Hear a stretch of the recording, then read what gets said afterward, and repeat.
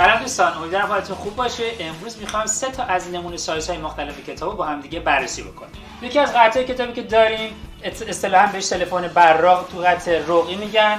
A5 هست که صفحات داخلش رو به صورت رنگی چاپ کردیم. یکی از کارهای دیگه که رایج هست قطع وزیری سایز 17x24 جلد به صورت رنگی، حالا تحت عنوان سلامت غذا.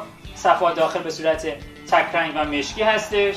سایز A4 هست، قطع رحلی جلدش به صورت سلفون و براق و رنگی چاپ شده. این کارمون هم صفحات داخلش به صورت رنگی هست که براشون چاپ کردیم. و در این حال نمونه کتاب هایی که داریم حالا برای شهرهای مختلف هست، رنگ بندی های مختلف و اینجا ما داریم.